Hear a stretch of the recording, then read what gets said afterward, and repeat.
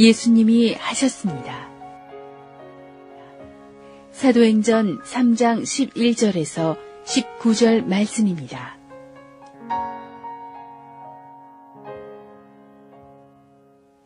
나은 사람이 베드로와 요한을 붙잡으니 모든 백성이 크게 놀라며 달려나아가 솔로몬의 행각이라 불리우는 행각에 모이거늘 베드로가 이것을 보고 백성에게 말하되 이스라엘 사람들아 이 일을 왜 놀랍게 여기느냐 우리 개인의 권능과 경건으로 이 사람을 걷게 한 것처럼 왜 우리를 주목하느냐 아브라함과 이삭과 야곱의 하나님 곧 우리 조상의 하나님이 그의 종 예수를 영화롭게 하셨느니라.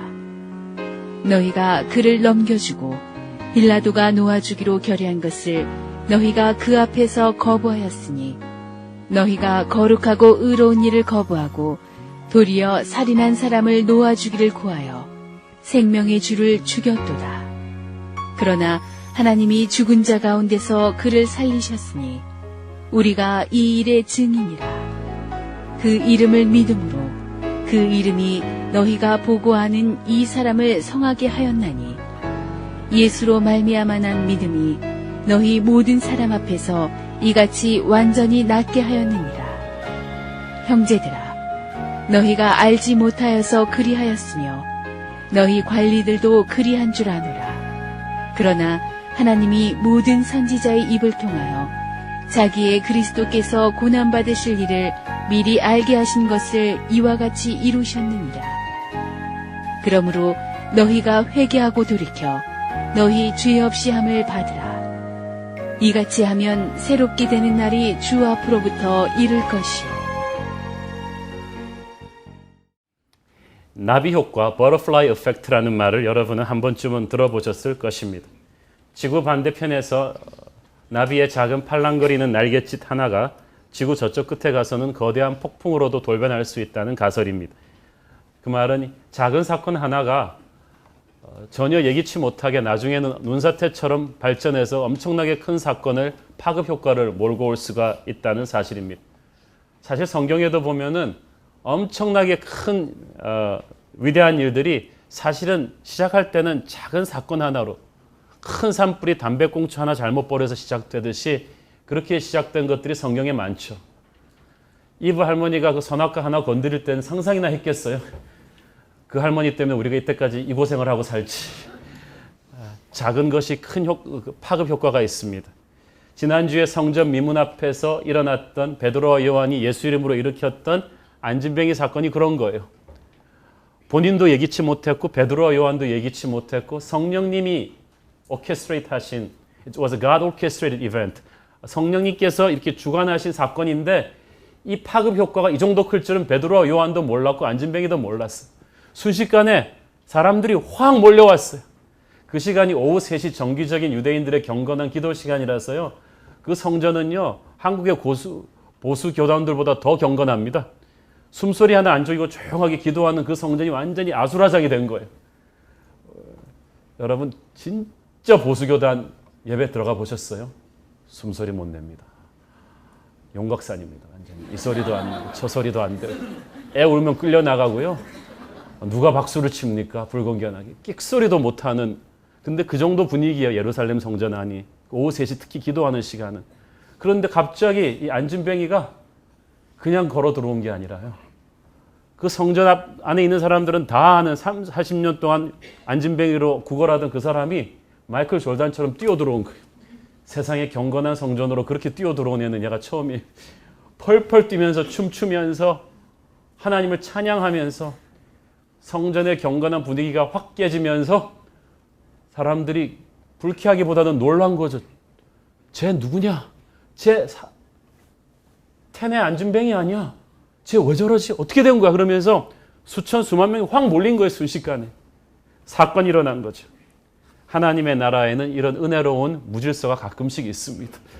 안내팀들도 어쩔 줄 모르는 그런 일이 터지는 거예요. 기적은요, 믿고 기대하며 준비하던 사람에게 나타날 수도 있고요. 전혀 기대치 않았던 사람, 남의 기적 구경 온 사람, 이런 사람한테도 턱 터질 수가 있는 것입니다. 예기치 않았던 축복을 받는 것입니다. 어쨌든 하나님의 기적은 항상 사람들에게 신선한 충격을 주죠. 살아있는 교회는 이렇게 거룩한 충격을 주는 사건들이 끊임없이 일어나는 것입니다. 저는 우리 새로운 교회 안에도 이렇게 거룩한 충격을 주는 사건들이 오늘 일어나기를 바랍니다. 사람들이 확 몰렸어요. 예수님이 하셨지만 예수님은 보이지 않고 베드로와 요한은 보이니까 이 베드로와 요한이 했나 싶어서 모였어요. 베드로도 자신에게 사람들이 몰려드는 눈치를 딱 보면서 바보는 아니니까 이 분위기를 딱 잡았어요. 저 사람들이 내가 한 줄 아는 거 아니야? 라고 딱 생각을 했어요. 그때 유혹은 내가 했다 그러지 뭐. 그리고 폼을 잡느냐? 아니에요. 베드로는 이 순식간에 이 오해를 풀어줍니다. 12절 함께 읽겠습니다. 시작. 베드로가 이것을 보고 백성에게 말하되 이스라엘 사람들아 이 일을 왜 놀랍게 여기느냐? 우리 개인의 권능과 경건으로 이 사람을 걷게 한 것처럼 왜 우리를 주목하느냐? 베드로가 첫 번째 말한 것은 이 일을 왜 놀랍게 여기느냐? Why does this surprise you? 니들이 놀라는 게 놀랍다 나는. 그 말은 무슨 말이냐 하면은 너희들이 하나님을 몰라서 그렇지 하나님 실력으로는 이건 기본이야. 제가요 농구를 좋아합니다. 근데 농구에서 백미가 3점슛이죠. 특히 버저비터라 그래가지고 지는 팀이 딱 마지막 끝나는 게 울릴 때 3점슛을 딱 꽂아 넣어서 게임을 엎어서 승리할 때 이거 되게 짜릿한 거거든요. 근데 여러분이 아마추어 길거리 농구 저 같은 농구 좋아하는 사람들도 해보면 있잖아요. 3점슛 꽂아 넣기가 쉽지 않습니다. 특히 막 상대들이 가드 있고 막 그럴 땐 쉽지가 않아요. 그런데 그래서 우리는 3점슛 넣으면 우리 길거리 농구 우리끼리 동호회 이런 데서는 우와 월드컵 우승한 것처럼 서로 감격합니다. 그런데 제가 프로 농구 선수들 연습하는 거 한번 보러 간 적이 있거든요. 연습할 때는 있잖아요. 정말 미안한 말이지만 개나 소나 다 꽂아 넣어요. 3점슛을. 100% 넣어요. 어디서 쏴도 연습할 때는 프로 선수라면 그래서 제가 우와 너무 대단해 그랬더니 목사님 저거 못하면 쟤는 여기 후보로도 못 앉아 있는다. 저게 기본이라는 거예요. 우리한테는 경이로운 일이 프로 농구 선수한테는 저게 기본이라는 것입니다.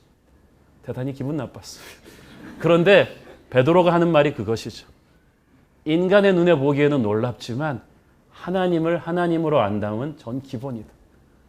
믿음은 하나님을 하나님으로 볼 수 있는 능력입니다. 여러분이 하나님을 오늘 하나님으로 본다면 기적은 여러분에게 일어날 것입니다. 상식이 될 거예요. 기적이 안 일어나는 게 이상한 거지 하나님이 함께 하실 때는 능력이 폭발해요.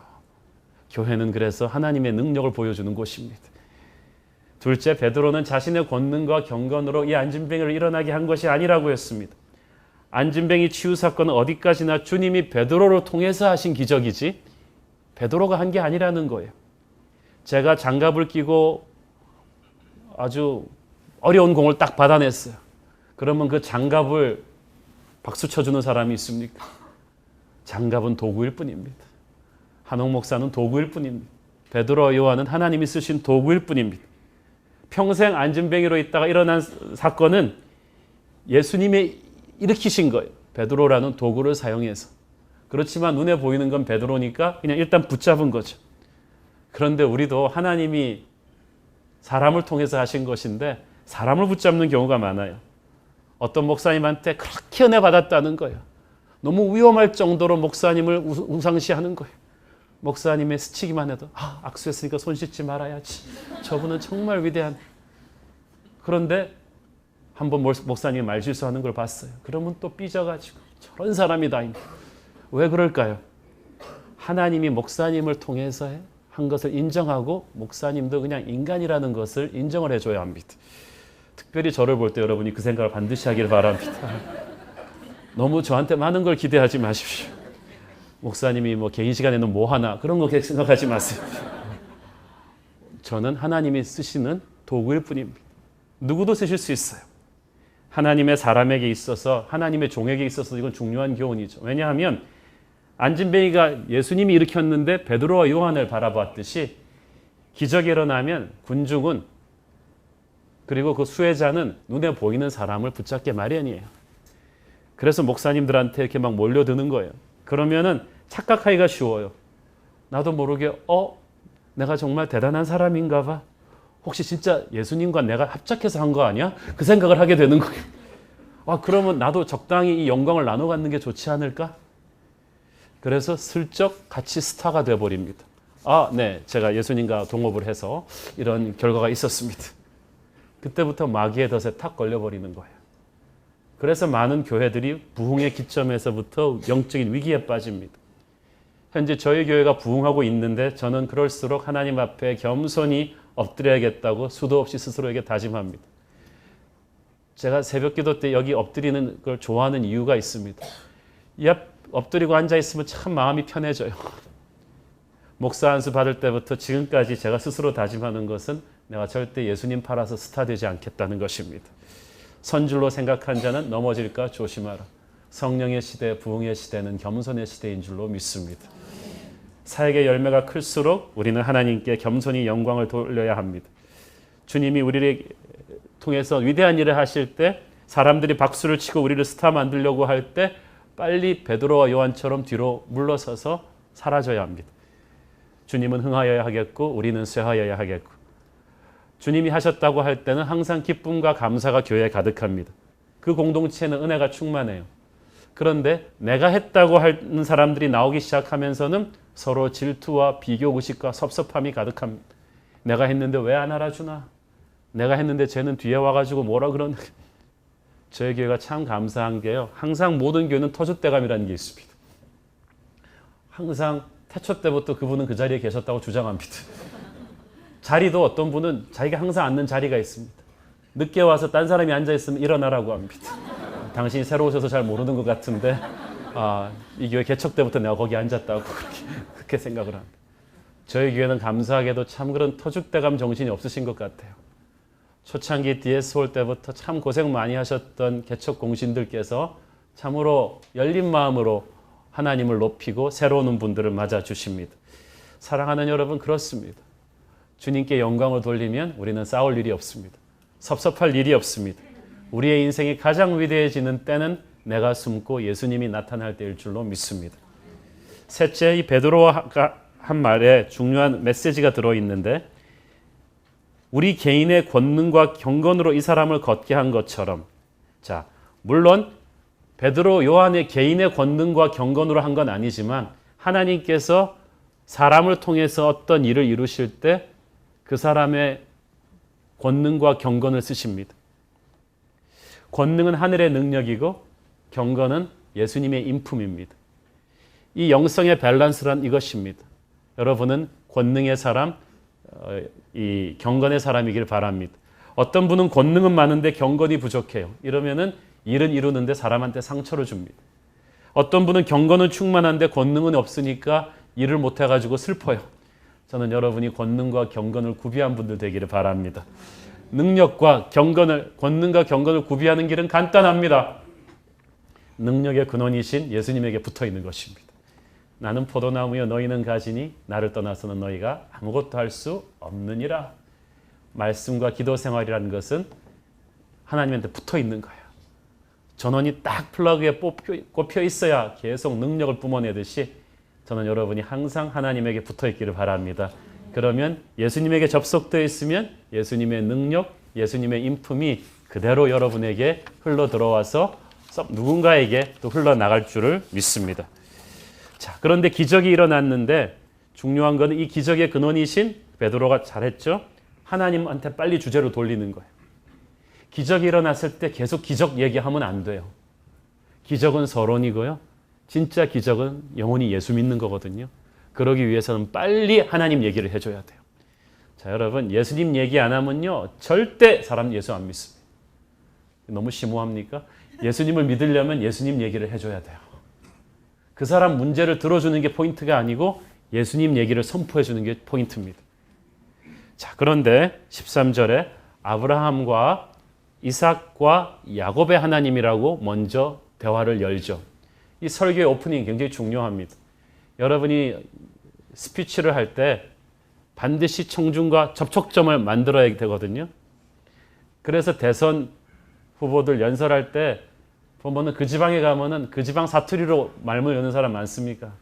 경상도 가면 자기 경상도 사람 아니면서도 잘 있었습니까? 뭐 이렇게 해가지고 접촉점을 만드는 거예요. 베드로가 지금 설교하고 있는 이 사람들은 오후 3시에 기도하는 경건한 유대인들이에요. 구약 성경을 철저히 믿는 사람들이기 때문에 아브라함과 이삭과 야곱의 하나님이 바로 예수님의 하나님이다라고 선포해 주는 거예요.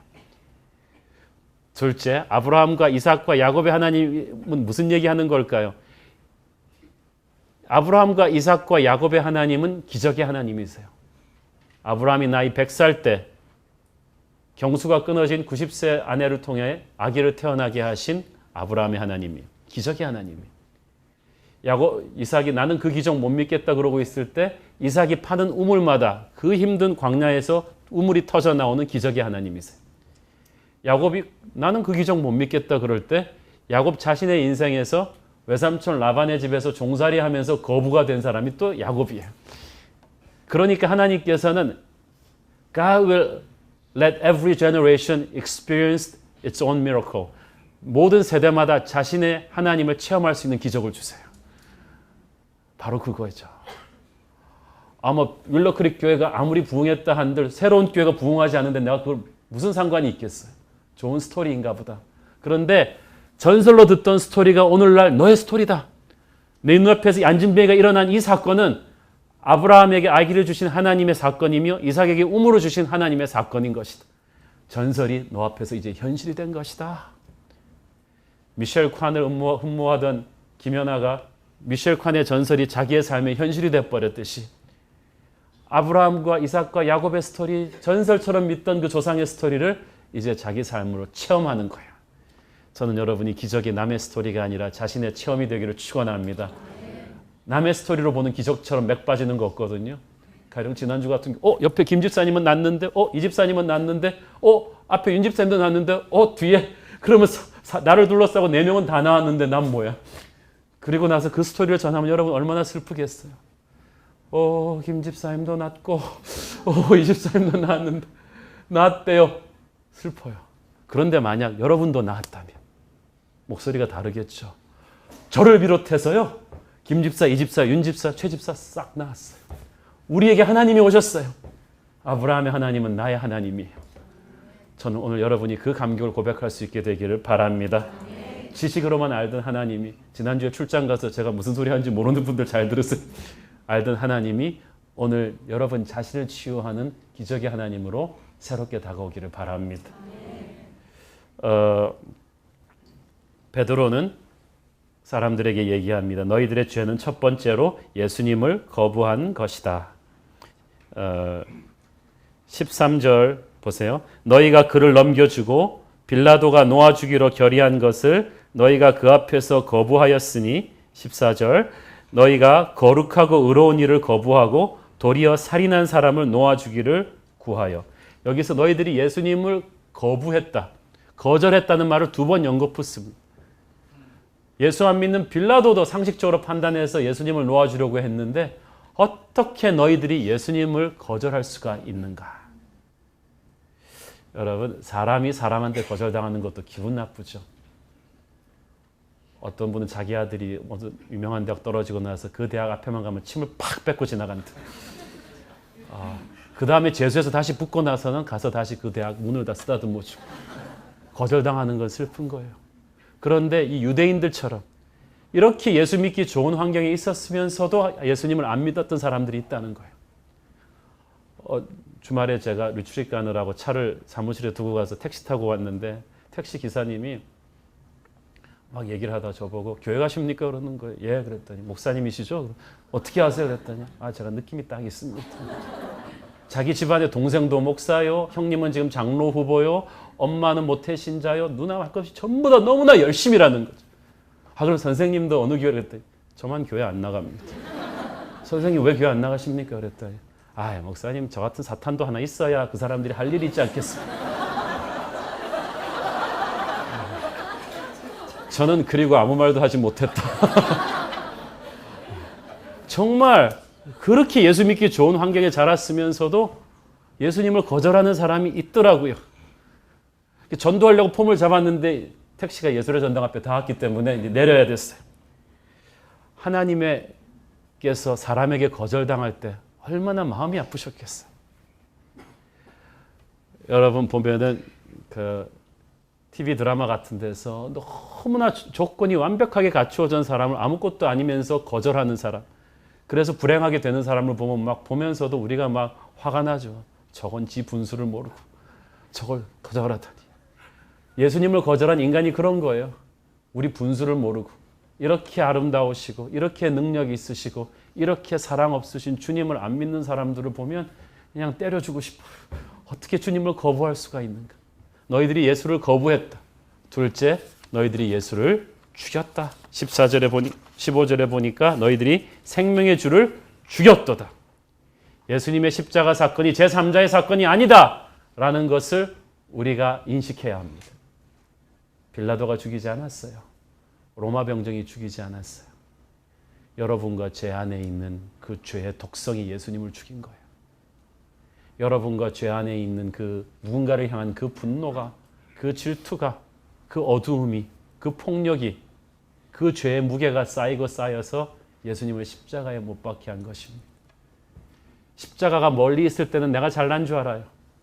그러나 은혜의 장중에 들어오면 십자가 가까이 와서 보입니다. 그리고 내 죄의 무게가 그분을 십자가에 못 박게 했음을 깨닫습니다. 이 사실을 제대로 깨달으셔야 합니다.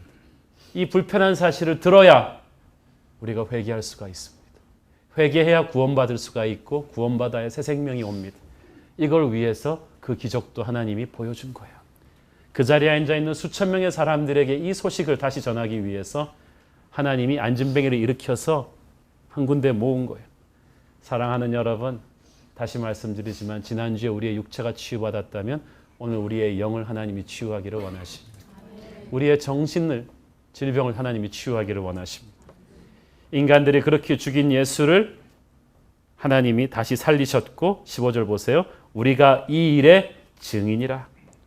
우리가 증인이다. 이 말은 I experienced it. 내가 체험했다는 거예요.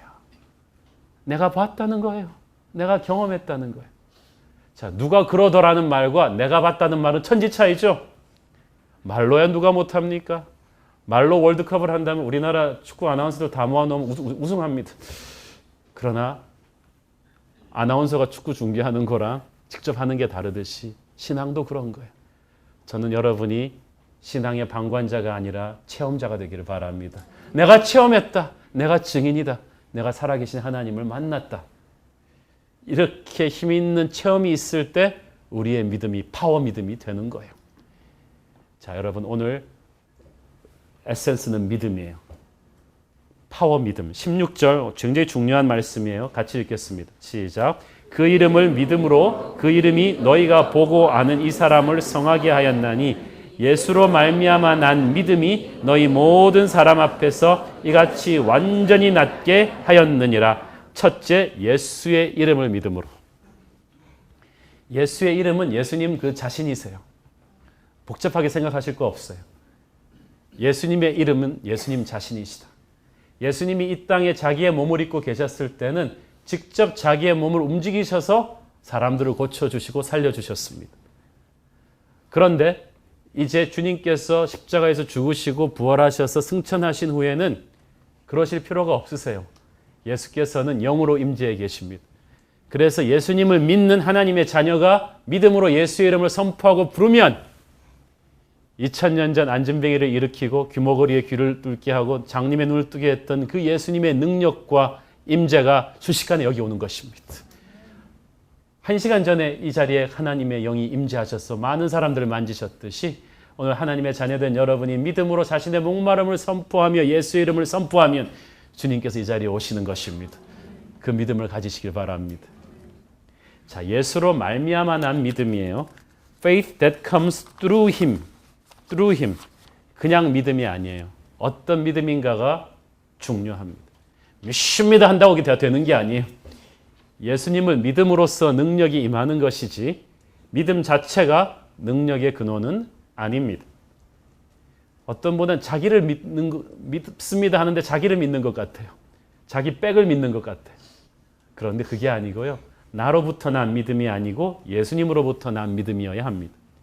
믿음 자체를 우상화시키면 안 돼요. 그거는 긍정적 사고방식입니다. positive thinking이라고 하죠. 자기 개발하는 분들 스쿨 같은 데 가보면 그거 가르쳐요. 아침에 일어나서 맨손 체조를 딱 하고 나는 할 수 있다, 나는 할 수 있다를 한 100번 반복하라고 합니다. 그리고 거울을 보고 웃으라고 합니다. 자, 진짜 하는 거 봤어요.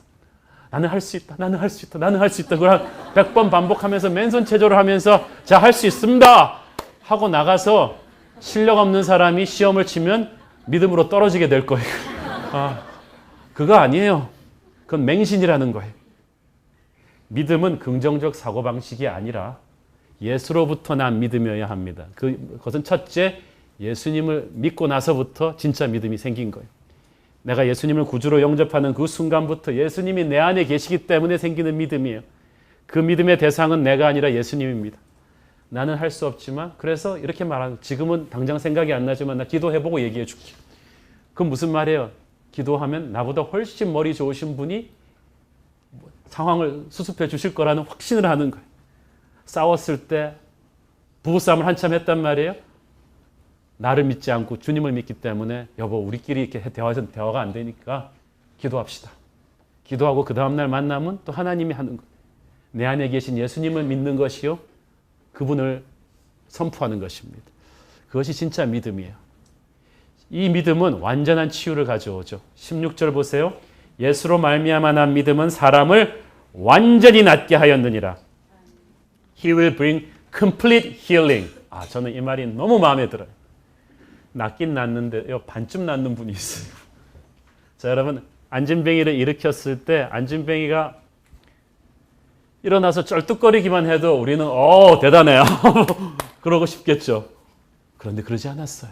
안진뱅이는 그냥 절뚝거릴 정도 일어난 게 아니라 마이클 조던처럼 뛰기 시작했어요. 팍 튄 거예요. 완전히 낫어요. 저는 하나님께서 여러분을 만져주실 때 완전히 낫게 되기를 바랍니다. 병의 뿌리까지도 뽑혀버리는 거예요. 근원까지도 싹 없어지는 거예요. 오늘 주의 능력이 임할 때 우리는 완전히 낫게 될 거예요. 병이 아직도 남아있다고 생각하지 마세요. 그 잔자가 남아있다고 생각하지 마세요. 이전 것은 지나갔으니 보라새 것이 되었도다. 완전한 나음이다. 이 안진뱅이를 잡아 일으킨 믿음은 예수로 말미암아 난 믿음인데 조금 더 분석하자면 첫째, 베드로와 요한의 믿음입니다. 그 사람들은 주님의 능력을 흘려보낸 축복의 통로죠. 그런데 축복의 통로가 되는 그 사람의 믿음이 있어야 돼요. 하나님의 일을 하는 사람이요.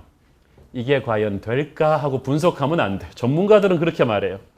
될까 하고 분석합니다. 그런데 하나님의 사람들은 그러면 안 되죠. 예를 들어서 설교하는 목사가 오늘 주님의 이름을 믿고 선포하면 나을 줄로 믿습니다 라고 선포해야지 예수님을 믿고 나아가면 그래도 병원 가는 것보다 나을 겁니다 라고 말한다면 이게 뭐지? 그래도 나을 확률이 한 70%는 있습니다 라고 얘기하면 인텔리해 보이기는 하겠지만 그게 무슨 도움이 되겠어요? 사랑하는 여러분, 우리가 하나님의 말씀을 전할 때는 하나님의 일을 할 때 분명한 믿음을 가지고 나가야 합니다. 물론 내 입맛대로 다 되는 것은 아니지만 반드시 하나님께서 역사하시고 임재하신다는 사실을 믿어 의심치 마셔야 합니다. 그때 주님은 불가능이 없이 우리를 통해서 이루겠다고 하셨어요. 마가복음 9장 23절 어떤 사람들이 예수님이 할 수 있을까요? 라고 물었을 때 예수님이 삐지셨어요. 기분 나쁘셔가지고 예수님이 한마디 하셨습니다. 시작. 예수께서 이르시되 할 수 있거든이 무슨 말이냐? 믿는 자에게는 능히 하지 못할 일이 없느니라 하시니라. 이 영어 성경 어떤 번역에 보면 이렇게 나옵니다. What do you mean if you can? 너 이게 무슨 말이냐? 너 나보고 지금 할 수 있느냐고 물었냐? 거의 알밤 맞는 분위기였어. 할 수 있거든이 무슨 말이냐? 믿는 자에게는 능치 못함이 없느니라. 오늘 주님을 의심하며 믿는 분에게는 이 말씀이 임하기를 바랍니다. 의심을 걷어버려야 돼요. 그래야 축복의 통로가 돼요. 그래서 이 믿음이 충만해지는 사람에게는요. 자기가 일으키지 않아도 가는 곳마다 하나님의 일들이 일어난다고 했습니다. 마가복음 16장 17절 18절 시작. 믿는 자들에게는 이런 표정이 따르리니 곧 그들이 내 이름으로 귀신을 쫓아내며 새 방언을 말하며 뱀을 집어올리며 무슨 독을 마실지라도 해를 받지 아니하며 병든 사람에게 손을 얹은 즉 나으리라 하시더라. 자, 영어 성경에 보세요. 믿는 자들에게는 이런 표적이 따르리니 할 때 all these signs will accompany him 그랬어. 무슨 말입니까? 이런 표적을 그 사람들이 가서 일으키는 게 아니라 따라다닌다는 거예요. 어떡하겠어? 따라다니는데. 저는 여러분이 가는 곳마다 기적이 따라다니기를 바랍니다. 하나님의 축복이 그냥 흘러나는 거예요. 능력은 흘러나는 것이지 쥐어짜는 게 아닙니다. 낫게 하여 주시옵소서 그러고 이렇게 막 이렇게 하는 게 아니라니까요. 스치면 낫는 거예요. 믿음이 있으니까. 안진뱅이가 일어난 이 기적은요, 보통 의미가 아닙니다. 왜냐하면 복음서에는 기적이 많아요. 안진뱅이가 일어나고 뭐 귀머거리가 뚫리고 장님이 눈을 뜨고 많은데 그거는 예수님이니까 가능한 일이죠. 우리 예수님 하나님의 아들이니까 갈등 없어 믿는 거 아주 좋아. 그러는데 뽑는 거예요. 제자들도 그랬을 거예요. 예수님이시니까 병든 사람만 하면 기다려. 주님만 불러오면 끝났어요. 그런데 어느 날 갑자기 주님이 하늘로 가시면서 이제부터는 너희들이 하라이. 그리고 가셨단 말이에요. 그 다음에 첫 번째 사건이에요, 이게. 제가 볼 때는요, 안진뱅이 이상으로 놀란 게 베드로였을 것 같아요. 으악! 진짜 일어났어. 같이 기절한 거예요. 그리고 베드로가 울었을 거예요. 부들부들 떨었을 거예요. 주님은 하실 수 있지만 거짓말을 밥 먹듯이 하던 베드로가, 그 제사장의 뜰에서 주님을 부인하고 도망갔던 베드로가, 그 겁 많던 베드로가, 성격 급하던 베드로에게 주님의 능력이 임한 거야. 처음 하나님의 능력이 임해서 죽어가던 사람을 살리고 어떤 분은 병이 치유가 될 때 제 손이 부들부들 떨리더라. 집에 오면서 울었어요. 하나님이 이 죄 많은 나를 통해서 어떻게 이런 일을, 그리고 고백했어요. 하나님 사도행전이 진짜군요. 바울의 하나님, 베드로의 하나님이 나의 하나님이 되셨음을 믿습니다. 내가 다시는 성경 말씀에 토달지 않겠습니다. 살아계신 하나님. 주님이 여러분이 이것을 확신하시면요, 주님은 여러분을 통해서 주님이 하신 일들을 똑같이 행하실 거예요. 요한복음 14장 12절 시작. 내가 진실로 진실로 너에게 이르노니 나를 믿는 자는 내가 하는 일을 그도 할 것이요 또한 그보다 큰 일도 하리니 이는 내가 아버지께로 감이라. 아멘. 베드로와 요한의 하나님이 저와 여러분의 하나님이신 줄을 믿습니다. 우리를 통해서도 하나님이 병든 자를 치유하실 줄을 믿습니다. 그리고 주님의 그 영광을 보이시고 하나님이 큰 영광 받으실 줄을 믿습니다. 저는 오늘도 기대합니다. 하나님의 성령이 어떻게 우리 가운데로 들어오시고 위에서 임하시고 이 공간을 채우시며 우리의 영혼을 만지시고 치유하실지 기대가 됩니다. 여러분 기대하셔야 합니다. 둘째, 이게 진짜 중요한 거예요. 안진뱅이 자신의 믿음입니다. 기적의 수혜자의 믿음도 필요해요. 베드로와 요한이 나사렛 예수 이름으로 일어나 걸으라고 딱 일으켰을 때요, 안진뱅이가 놔! 그랬으면 끝나는 거예요. 왜 이래? 못 믿겠어. 그랬으면 안 일어났어요.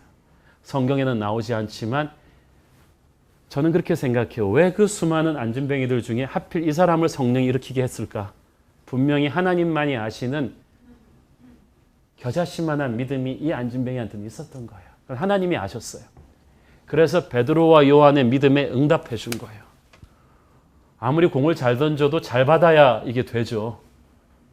여러분 기적의 수혜자가 되기를 원하십니까? 오늘 믿음으로 받기를 바랍니다. 많은 사람들이 성령의 능력을 부인하지는 않아요. 그렇지만 성령의 능력을 제한하고 있어요. 자기의 교단적 배경, 지식적 배경, 두려움 때문에 이거는 원하면서도 이건 나한테는 안 임할 거라고 생각합니다. 그렇습니까? 오늘 여러분 의심의 안개가 거치기를 바랍니다. 오늘 하나님의 능력을 의심하지 말기를 바랍니다. 아무리 좋은 약을 줘도 그걸 받아먹지 않으면 무슨 소용이 있겠어요. 받는 자의 믿음이 중요해요. 주님께서 한 번은 길에서 두 맹인들이 고쳐달라고 매달리자 그거부터 물어보셨어요. 내가 능히 이 일을 할 줄 네가 믿느냐고 하셨어요. 믿는다고 하니까 비로소 뭐라고 말씀하셨냐 하면, 잘 보세요. 마태복음 9장 29절 시작.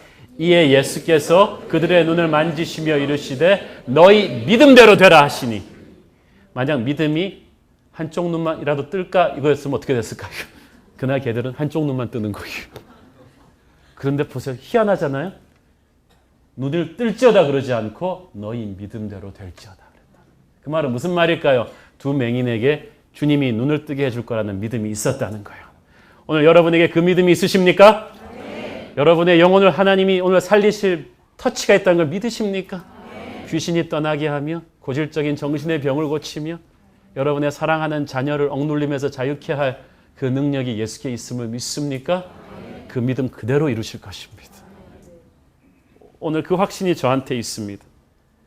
지난주에 우리는 너무나 감동적인 성령의 예배를 드렸고 많은 분들이 치유를 경험했는데 받는 분의 믿음이 중요해요. 지난주에 주저주저했던 분들은 믿음으로 선포하고 의심하지 말기를 바랍니다. 주님은 좋으신 분이십니다. 그분은 오늘도 크고 강하신 임재로 우리 속에 들어오셔서 저를 살리시고 여러분을 살리실 거예요. 너희 모든 사람 앞에서 이같이 완전히 낫게 하였다. 16절. 이 말은 무슨 말입니까? 너희 모든 사람 앞에서 이 기적을 보여준 것은 이 기적을 통하여 너희 모든 사람에게 주고 싶은 영적인 축복이 있다는 거예요. 기적은요, 복음 메시지를 전하기 위해서 있는 거거든요. 기적을 행하고 나서 바울과 베드로는 반드시 예수님을 소개했습니다. 예수 믿으라고 했습니다. 이게 중요합니다. 그게 주님의 본론이거든요. 예수님께서 기적을 많이 행한 베사디아와 고라신에서 화를 내신 이유가 있습니다. 예수님한테 수고비를 주지 않다고 하는 게 아닙니다. 고마웠다고 땡큐 안 했다고 하는 게 아닙니다. 너희가 회개하지 않았다. 그 많은 기적을 보거든. 내가 소돔 고모라에서 이 많은 기적을 행했더라면 그 성들이 회개하고 멸망치 않았을 텐데 너희들은 왜 기적을 보고도 회개하지 않느냐. 자, 이게 오늘이 왜 지난주에 이어서 더 중요한 건가 하는 거예요. 지난주에 하나님이 육체를 치유한 그 사건은 시작에 불과해요. 하나님이 왜 여러분 병낫게 해줬어요? 여러분의 영혼을 살리시기 위함이에요. 영혼을 몸이 나았으면 나를 낫게 해주신 분이 누군가를 물으셔야죠. 그분 앞에 나는 얼마나 죄스러운 인생을 살아왔는가를 회개하고 고백하셔야죠. 그래서 구원을 받으셔야죠. 새로 태어나셔야죠. 피상적인 가식의 신앙을 깨버리고 주님 앞에 나오셔야죠. 베드로는 사람들의 회심을 촉구하는 간곡한 권면을 하고 있습니다. 17절, 18절 시작. 형제들아 너희가 알지 못하서 그리하였으며 너희 관리들도 그리한 줄 아노라. 그러나 하나님이 모든 선지자의 입을 통하여 자기의 그리스도께서 그리하신 것을 미리 알게 하신 것을 이와 같이 이루시니. 베드로는 사람들 야단치고자 하는 목적이 아니었어요. 너희가 알지 못해서 그러한 줄을 내가 안다. 이 말 어디서 많이 들어본 말 같지 않습니까? 십자가에 못 박혀진 예수님이 자기를 조롱하는 무리들을 위해 기도하신 말입니다. 주여 저들의 죄를 용서하옵소서. Father, forgive them, for they do not know what they do. 자기들이 하는 짓을 알지 못하고 있나이다. 자기를 못 박는 자들을 용서했던 예수의 영이 베드로에게 임한 거예요. 오늘 그 용서하는 영이 여러분에게도 임하기를 바랍니다. 너희가 알지 못해서 그러하였다는 거죠. 성경 지식은 많았지만 구약 성경을 그렇게 아는 너희들이 하나님을 알아보는 영적인 분별력이 없었다는 뜻이에요. 제가 대학교 때 법률대학원에서 구약법률 경전 전공하는 교수가 있었어요. 구약 성경 굉장히 잘 알아요. 예수님 안 믿어요. 하나님을 알지 못하였다. 이 죄가 얼마나 큽니까? 베드로의 결론, 회개하고 돌이키라는 것입니다. 19절 위대한 말씀이죠. 시작. 그러므로 너희가 회개하고 돌이켜 너희 죄 없이 함을 받으라. 이같이 하면 새롭게 되는 날이 주 앞으로부터 이를 것이요. 할렐루야. 구원은 받는 거예요. 선물이에요. 선물은 주는 사람 마음이지 받는 사람 마음이 아니에요. 오늘 주님께서 여러분을 회개하면 여러분에게 구원을 주기를 원하십니다. 받으셔야 돼요. 회개는 죄로부터 돌아서는 것이며 하나님께로 돌아오는 것입니다. 어떤 분은 회개하라 그러면 기분 나빠요. 내가 무슨 죄인이라고? 그러나 회개는 나쁜 말이 아닙니다. 조금만 더 가면 천길 낭떠러지로 떨어지게 돼 있는 사람한테 유턴하라는 말이 나쁜 말입니까? 주님이 여러분을 사랑하는 거예요. 아무한테나 주는 메시지가 아니고요. 항상 주는 메시지가 아니에요. 이사야서 55장 7절 시작. 악인은 그의 길을 불의한 자는 그의 생각을 버리고 여호와께로 돌아오라. 그리하면 그가 긍휼히 여기시리라. 우리 하나님께로 돌아오라. 그가 너그럽게 용서하시리라. 시집 장가가는 것보다 돈 버는 것보다 더 중요한 것이 회개하는 거예요. 하나님이 여러분을 돌아오기를 원하십니다. 오늘 이 자리에 하나님께로 돌아와야 될 분이 분명히 있습니다. 돌아오셔야 합니다. 회개하면 첫째로 죄 없이 함을 받게 됩니다. 죄 없이 함을 받는다는 말은 your sins will be wiped out. 깨끗하게 하나님의 데이터베이스에서 지워버리겠다는 뜻입니다. 이사야서 43장 25절 나 곧 나는 너를 위하여 내 허물을 도말하는 자니 내 죄를 기억하지 아니하리라. 오늘 태산 같은 죄의 문제를 가슴속에 지고 다니며 끙끙거리던 분들은 오늘 회개함으로 자유함을 얻게 되기를 바랍니다. 하나님이 여러분에게 자유함을 주기를 원하십니다. 그리고 새롭게 되는 날을 줄 것이다. I will give you the days of refreshing. 유쾌하게 되는 날이며 새롭게 되는 날이며 네 영혼이 샤워를 하는 날이다. 이 날은 내가 끔찍한 죄의 권세에서 자유함을 얻는 날이며 억눌러 오던 영혼의 한 맺힌 억눌림에서 자유케 되는 날이고 마귀의 세력이 나를 떠나는 날이며 거룩한 하나님의 영이 내게 축복으로 임하는 날입니다. 모든 절망과 저주를 태워버리는 성령님께서 오시는 날입니다. Today is that day. 오늘이 바로 그 날입니다. 에스겔서 18장 31절 시작 너희는 너희가 범한 모든 죄악을 버리고 마음과 영을 새롭게 할지어다. 이스라엘 족속아 너희가 어찌하여 죽고자 하느냐. 아멘. 이것은 단순히 예수 안 믿는 사람에게 회개하라는 콜만이 아닙니다. 오늘 하나님을 믿는다고 하면서도 오늘 영적으로 병들어 있는 분들, 첫사랑을 잃어버린 분들, 어둠의 권세에 억눌려 있는 분들, 하나님의 일을 하면서도 하나님을 사랑하는 마음이 식어버린 분들, 하나님을 믿고 교회를 다니지만 사람들이 모르는 은밀한 죄의 생활을 하는 분들, 불면증, 우울증, 여러분의 자식들이 어떤 어둠의 권세에 눌려있는 모든 분들을 다 포함하는 거예요. 오늘 하나님께서 여러분의 영을 풀어주기를 원하십니다. 오늘 정신적인 안전병이들을 일으키시기를 원하고 하나님께서 그것을 드러내시고 치유하시고 만지시기를 원합니다. 오늘 여러분 하나님을 믿고 주님 앞에 자신을 내려놓지 않겠습니까? 다 함께 기도합시다. 하나님, 오늘이 바로 새롭게 되는 날이요 영적인 축제가 벌어질 날일 줄을 믿습니다.